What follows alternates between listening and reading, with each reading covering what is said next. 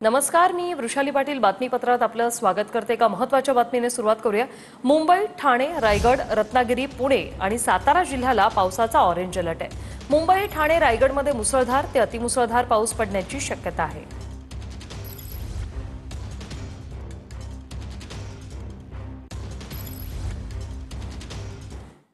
पश्चिम उपनगरात मुसळधार पाऊस, अंधेरी सबवे पाण्याखाली गेलेला आहे। अंधेरी सबवेमध्ये 3 ते 4 फूट पाणी साचलं। पावसामुळे सखल भागात पाणी साचायला आता सुरुवात झालेली आहे।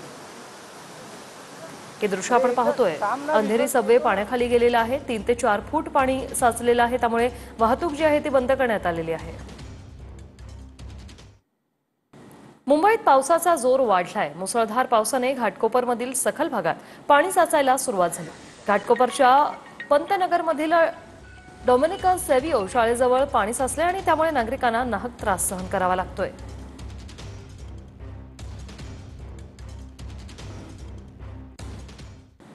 नवी मुंबईतही जोरदार पावसाला सुरुवात झाली, त्यामुळे कृषी उत्पन्न बाजार समितीचा संपूर्ण परिसर जलमय झालेला आहे।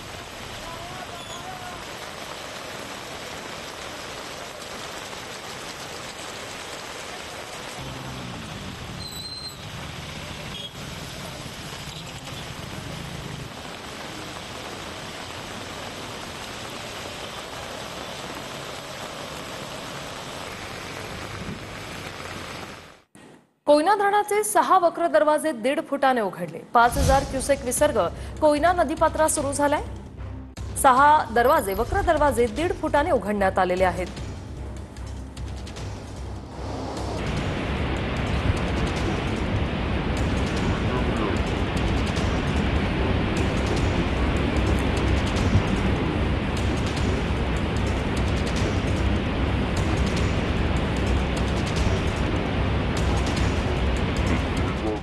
कोल्हापुरातील कळंबा तलाव ओव्हरफ्लो झालाय। ओव्हरफ्लो झालेल्या कळंबा तलावातून पाण्याचा विसर्ग वाढलाय।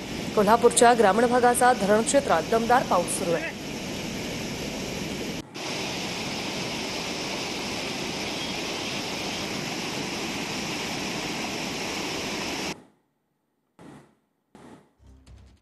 सांगली जिल्ह्यातल्या चांदोली धरण परिसरात पावसाची संततधार सुरूच आहे। चांदोली धरणातून 8530 क्युसेकने पाण्याचा विसर्ग वारणा नदीपात्रात करण्यात आलेला आहे। नदीकाठच्या गावांना प्रशासनानं सतर्क राहण्याचा इशाराही दिलाय।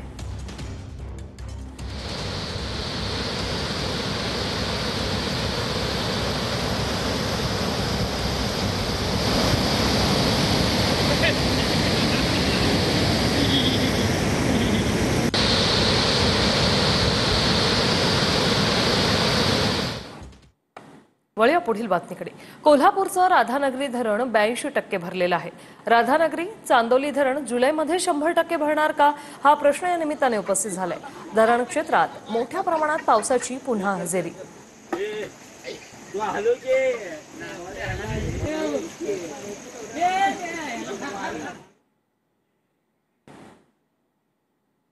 रत्नागिरी जिल्ह्यात पावसाची संततधार सुरू आहे। रत्नागिरीतील 3 नद्या इशारा पातळीवर आहेत। संगमेश्वर तालुक्यातील शास्त्री नदीला देखील पूर आला। शास्त्री नदीचं पाणी जवळपासच्या शेतातही शिरलेलं आहे। मनोज लेले आमचे प्रतिनिधी आपल्यासोबत थेट जोडलेले आहेत। मनोज, काय परिस्थिती?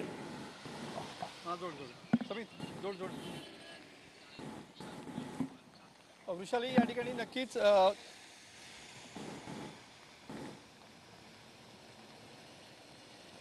मनोज, माझा आवाज पोहोचतोय तुमच्यापर्यंत? हो, पोहोचतोय वृषाली, बोला बोला।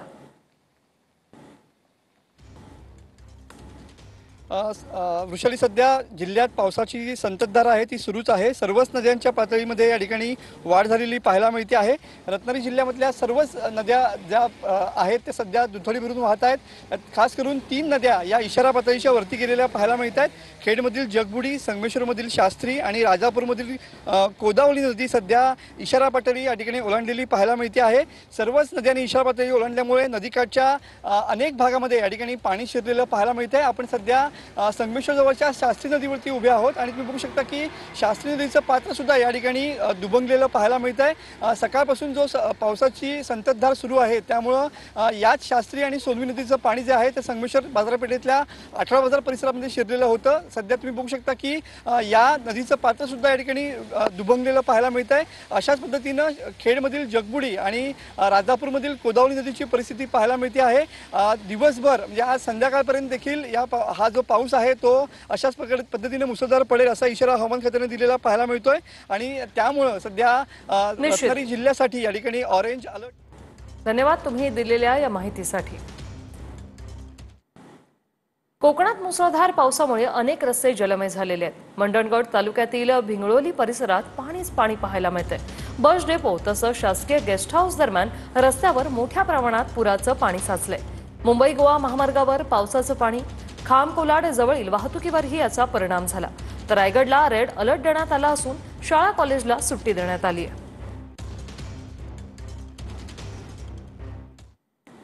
खेड शहरात मुसळधार पावसामुळे पूरसदृश स्थिती। महिलेला दुचाकीसह पाण्यातून सुखरूप बाहेर काढले। खेड परिसरातील अनेक रस्ते पाण्याखाली गेले। नागरिकांचं जनजीवन विस्कळीत झालेलं आहे।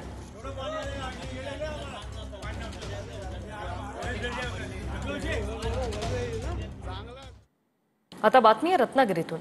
रत्नागिरी संगमेश्वर तालुक्यातील सोनवी नदीला पूर आलाय। सोनवी नदीचं पाणी संगमेश्वर रामपेठ बाजारपेठमध्ये। रामपेठ बाजारपेठेतील काही दुकानंही पाण्याखाली गेलेत। संगमेश्वर मधील आठवडा बाजार परिसरात पाणीच पाणी।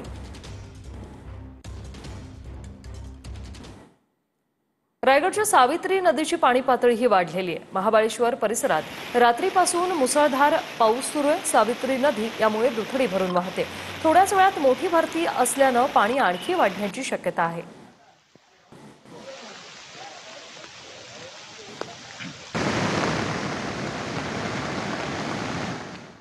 रायगडमध्ये मुसळधार पाऊस सुरू आहे। पावसाचा धाटाव गावाला मोठा फटका बसलेला आहे। गावातील हनुमान मंदिर परिसरात नागरिकांच्या घरात पाणी शिरलंय। पाणी घरात शिरल्यानं नागरिकांची चांगलीच तारांबळ उडाली आहे।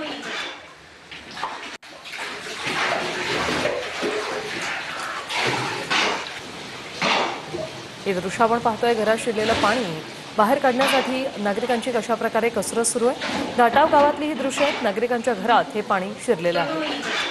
आपण पाहता हे घर आहे। या घरामध्ये अचानक पुराचं पाणी जे आहे ते आल्यामुळे पूर्णतः जनजीवन जे आहे ते एकंदरीत विस्कळीत झालं होतं।